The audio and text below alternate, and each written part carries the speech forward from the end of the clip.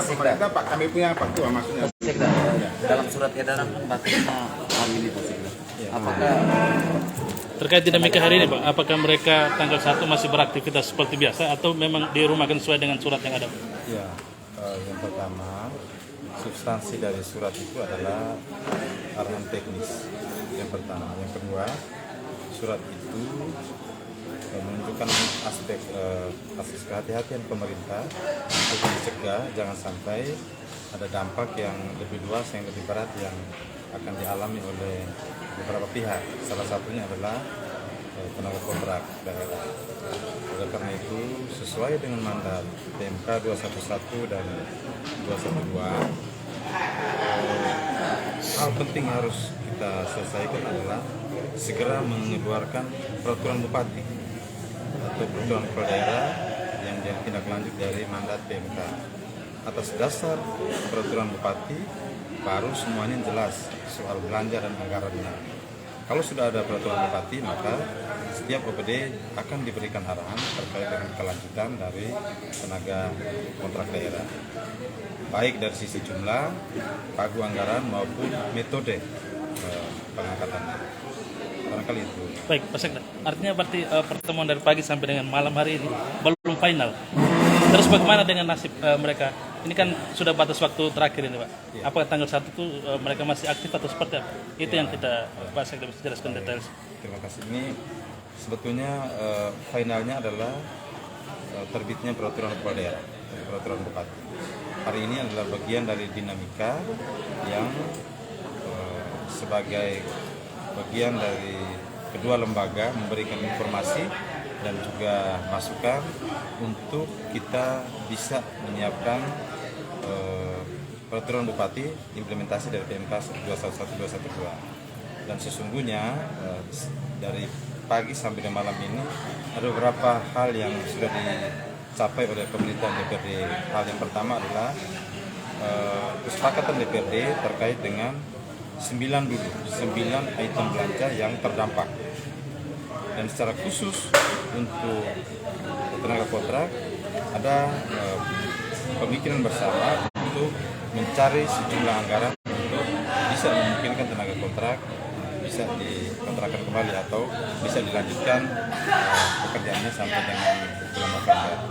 Jadi yang belum selesai adalah pekerjaan DPRD dan juga TAPD untuk menemukan atau memangkukan kembali sejumlah anggaran yang dibutuhkan oleh tenaga kontrak 819. Range waktunya berapa lama? Begini Pak, artinya poinnya bahwa surat yang dikeluarkan Sekda per tanggal 26 itu masih berlaku?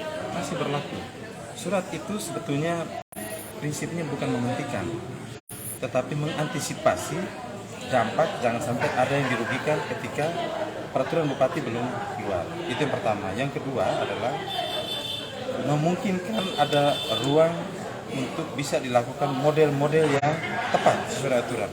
Tidak secara kontrak reguler, tetapi bisa juga kontrak kegiatan. Jadi surat itu arahan teknis, dan arahan teknis itu adalah ranah pemerintah.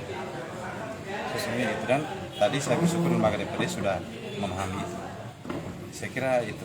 Terkait kira-kira ini berkeadilan berdasarkan sektoral yang tadi diminta oleh Kabupaten Bandung.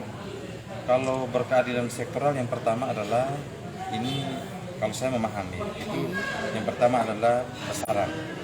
Ada kekhawatiran 819 teman-teman kita ini karena ketersediaan anggaran besarannya tidak sesuai dengan teman-teman yang masuk dalam kotak didanai dari spesifik grant, juga dari blok grant. Nah itu kekhawatiran. Dan sebagai seorang manusia pasti teman-teman Teko akan merasa bahwa itu tidak adil. Tapi mudah-mudahan malam ini DPRD dan TAPD bisa menemukan atau melakukan rasionalisasi sehingga terdapat angka yang cukup untuk setidak-tidaknya sama dengan anggaran tenaga kontrak yang lain. penegasan Bang, Sekda? kira-kira Jadi ini, mulai kira-kira besok tenaga kontrak sudah masuk bekerja Pak? Sebaiknya seperti itu, karena kalau yang Januari itu masih di luar peraturan kepala daerah.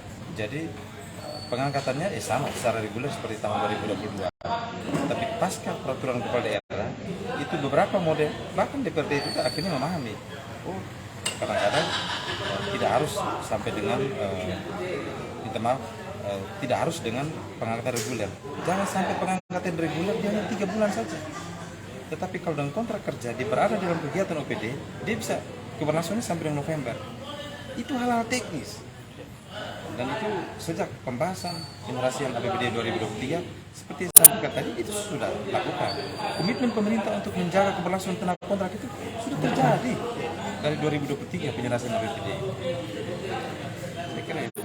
Selain identifikasi tenaga kontrak Pak Sekda dan disebutkan oleh Pak Sekda juga untuk pemangkasan menurut hukum pindah. Apakah itu dilakukan juga skemanya? Yang jelas belanja Forkompimda juga terdampak. Itu akibat masih ada defisit waktu versi kami ada 2,7. Nah sekarang kalau dengan 6,5 miliar maka kurang lebih 9 miliar. Nah bahkan bisa juga lebih dari 9 item. Bisa juga ada item baru yang terdampak. Total pagi untuk Forkompimda. Secara teknis nanti tapi skemanya memang signifikan penurunan. Kira-kira dipangkas berapa Pak Sekda? Kita lihat sebentar. Karena kalau saya menyebut angka jangan sampai pekerjaan sebentar lebih berbeda. Ada wacana bahwa Pemda tidak adil menganak-didikan yang perkantoran umum. Karena dari nakes dan pendidikan dan kebersihan kontraknya dilanjutkan sampai November. Sebetulnya tidak adil bagaimana? Kita dari penyempurnaan APBD 2023 itu kami menyiapkan skema yang betul-betul adil, yaitu kontrak kegiatan sampai dengan November untuk menjamin sampai dengan November.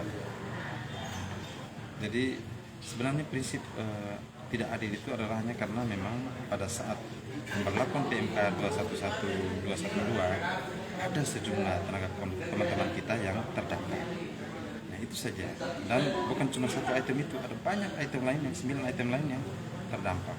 Dan malam ini saya yakin lebih dari 9 akan terdampak karena DPRD Banggar juga hadir bersama kami dan pasti memiliki keberanian untuk melakukan rasionalisasi di tingkat DPRD sendiri. Sebetulnya total tenaga kontrak yang ada di daerah ini 3.071 maaf datanya 3.071 itu versi DPRD. Berarti yang terdampak 819 ya